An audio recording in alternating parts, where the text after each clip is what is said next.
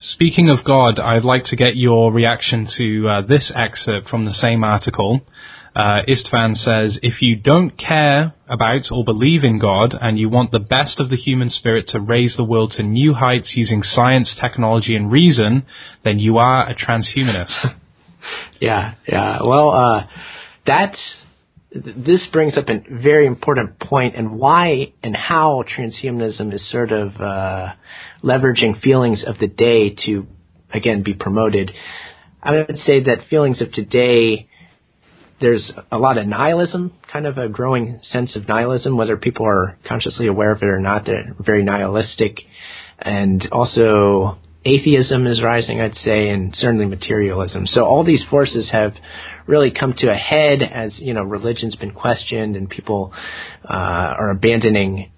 As they abandon religion, they abandon, all sorts of ideas that come with religion. There are a lot of valuable things within religion. Well, people like to throw the baby out with the bathwater and say, well, religion's a bunch of nonsense, so everything associated with it is too, science and materialistic things. Well, that's the whole of reality. Therefore, that's what my worldview is going to be. And certainly transhumanists know this. The ground level transhumanists, the people who are really into the idea, tend to be super inclined towards these points of views too. So they'll be like super atheists. They'll be like, they will hate religion like viscerally. They will attack it, and they enjoy attacking it. That's one thing that they really love, is like belittling religion every way. So yeah, that's what's going on there, I think. Interesting. Well, I guess I'm an exception to the rule, because I don't subscribe to any religion, but I certainly don't support this whole transhumanist movement. I think it's just, I mean, as we've documented before, I think we're getting way ahead of ourselves, and it's quite ridiculous. I guess is the way of summarizing it. Switching gears a little bit here, Aaron. I'd like to get your thoughts on a recent news item, I guess, in technology, which has been making the rounds recently, and that is the unveiling of Amazon's drones. And I know the CEO of Amazon has come out and said within 5 years they'll be able to deliver people's packages and so on using these kind of mini drones, I guess you could say. And I guess, as with everything these days, there's been a mixture of excitement and also trepidation that's come along with this news. Do you see, I mean, obviously whenever people make predictions, there can be a kind of a risky business, but do you see within 5 years you walking down the street and looking up and seeing a bunch of drones carrying Amazon packages? It certainly is possible, and I know that I actually watched that piece on 60 Minutes Live, which is amazing. I never really watched the show, but I was home for the holidays and it just happened to come on. I happened to see it. So what I found interesting about that was they mentioned that one of the major reasons that they're not really doing it, it's an R&D thing for one with the drones, but there's also regulatory for like the FAA or whatever for flight, for actually sending these things in the air. The regulations aren't such that you could actually do this yet. But the CEO, I can't remember that guy's name. He was mentioning like, oh yeah, that'll change, and when that does change, then we'll really be able to implement it. You'll find that all the reports on automation say the same thing, because it'd be possible with the technology that exists now to create an automated highway with cars that just drive themselves, or trucks that drive themselves, no more human drivers. You could set up the infrastructure to do it. You could implement driverless cars. It's just the legal framework and things like that to do so. The laws aren't in place for like insurance purposes and all this.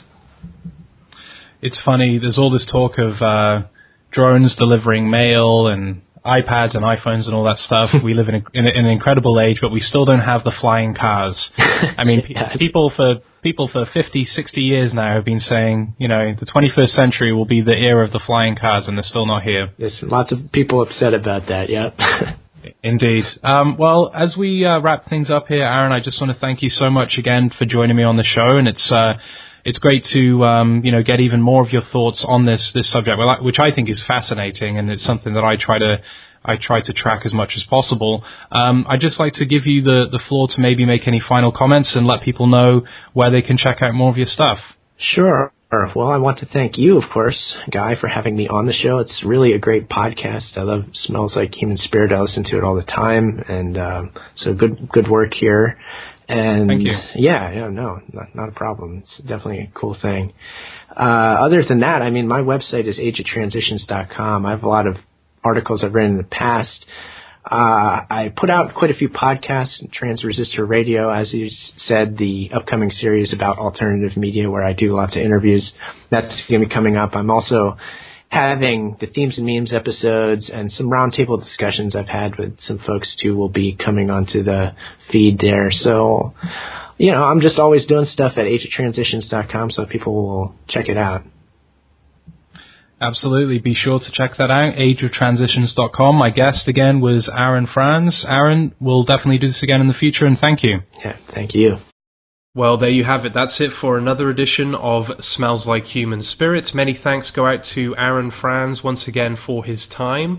It's always great to catch up with Aaron and get the latest in regards to the world of transhumanism, which I find quite fascinating and quite concerning as well.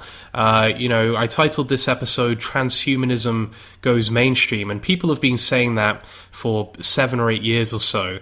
But if you look at the media coverage of these type of themes that we talked about today, there really has been a steady increase, I think, in the last year or two, whether it's in popular television series or film, as we discussed in the episode, or even the recent sci-fi series, Joe Rogan Questions Everything.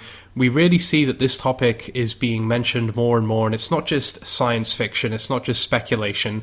This is something that rich and powerful individuals across the world seem to want to happen, at least several of them do. Anyway, I can't speak for all of them, of course, but there seem to be people such as the Russian billionaire Dmitry Itskov that believe this is absolutely the next step for humanity, that we need to kind of merge with machines and we need to look into life extension technology and we should basically accept the technology as part of us, which I think is very unwise, clearly. I think you guys know my perspective by now.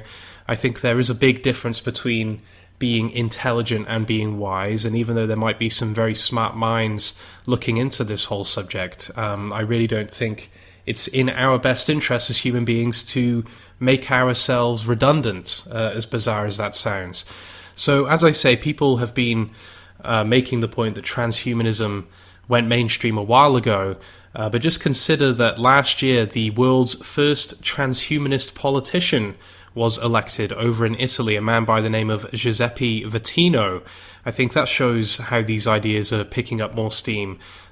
Prior to becoming a politician, he wrote several books on this topic and very much identifies as a transhumanist. And just several days ago in the Huffington Post, there was another article by Zoltan Istvan, who again we mentioned in our conversation. And the title of this article, if you guys want to look into it, is it time for a transhumanist Olympics? And Zoltan says in this piece, rather than change traditional sporting events, which holds a special place in many of our hearts, why not add a whole new category to them? For a moment, imagine a transhumanist Olympic Games, a place for athletes in the 21st century who have modified themselves with drugs, technologies, and bionic enhancements. Now, yes, it might be cool to imagine someone running the 100 meters in 4 seconds because they've been enhanced through technology or the use of drugs or whatever, but it isn't ethical, nor is it wise, once again. It's just such a short-term view in my eyes, and he's not the first person to propose that we just kind of have a free-for-all Olympic Games where we take out all the rules and regulations and athletes can just go crazy and take whatever they want, and it would be such a spectacle. But again, the cost would be human beings, and that seems to be the central theme of all of this, from my vantage point anyway, is just the lack of respect for our species for whatever reason. It's extremely bizarre to me.